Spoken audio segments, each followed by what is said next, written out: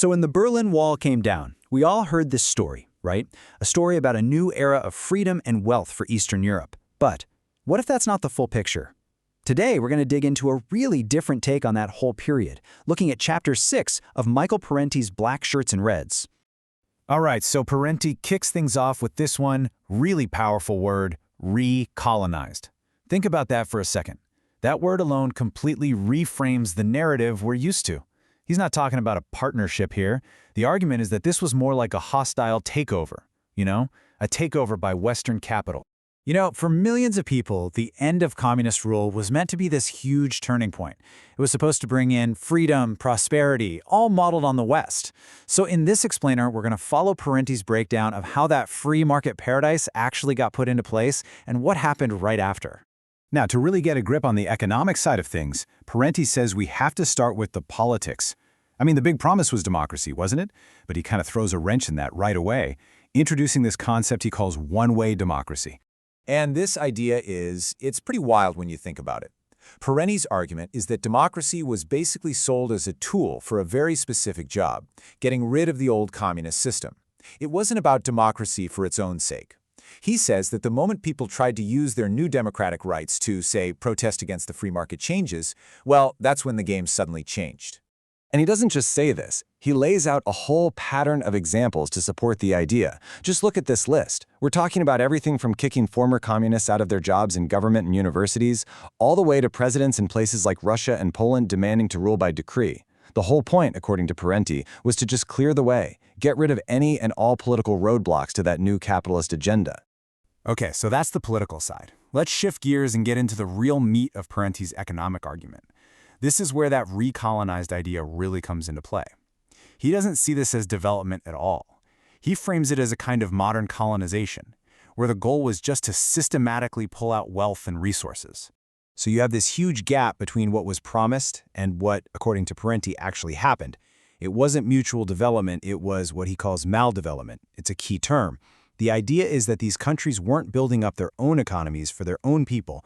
They were being slotted into a global system in a way that just served outside Western interests. And Parenti lays out how this was done, almost like a four-step playbook. He says all that Western aid, all those big IMF loans, they weren't just given out freely.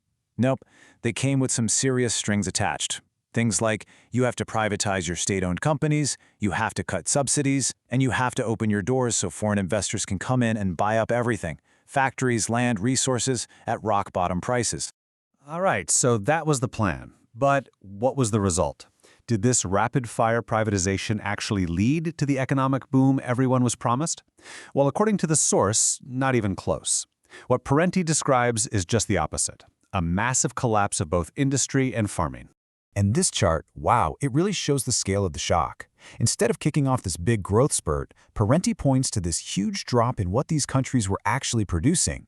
He argues that a lot of the time, foreign companies weren't buying these state-owned businesses to make them better. They were buying them just to shut them down and get rid of the competition. The sheer scale of this is hard to wrap your head around. We're talking about 80% of all businesses in the Czech Republic being privatized in just 6 years. An entire economy, built up over decades, was basically sold off. And at the exact same time, as Parenti notes, their industrial production just cratered, falling by 2/3. And Parenti doesn't mince words. He calls it the single largest transfer of public wealth to private hands in modern European history. $2 trillion. That's the estimated value of East German public assets, factories, real estate, you name it, that he says were basically handed over to West German capital, sometimes for next to nothing. And look, this wasn't just about big, abstract numbers on a spreadsheet. Parenti brings in voices from people who were living through it. This quote from a Macedonian labor representative really hits home. Privatization seems to mean the destruction of our companies. That really captures that feeling of disillusionment, that what was happening wasn't building something new, but tearing something down. And it's really important to understand this wasn't just about factories and smokestacks. Parenti makes a huge point about agriculture. These countries used to have really strong farming sectors, but he says the cooperative farms were just dismantled, broken up by force. The problem was the new private owners often didn't have the capital or the equipment to make it work. And the result was a disaster. Output just fell off a cliff. You even had Bulgaria, once known as the breadbasket of Eastern Europe, facing serious bread shortages. Think about that. Okay, So industries are collapsing, farms are failing. But what did all this feel like for the average person just trying to live their life? Who actually paid the price for this so-called paradise? Let's take a look at what the source says. East Germany is a really stark example here. So, under the old system, things like rent were super cheap, right? Like 5% of your income. But after reunification, all that changed. Suddenly rents were skyrocketing, eating up as much as 2/3 of a person's paycheck.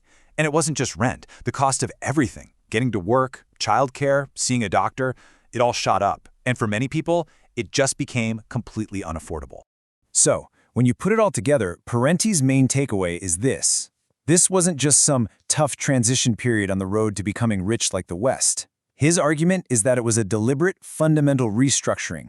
It was about taking apart economies that were actually pretty self-sufficient and locking them into a new system, a system of debt and poverty that ultimately benefited Western capital. Now, this chapter really zeroes in on the politics and the economics of it all. But it absolutely tees up a bigger question, right?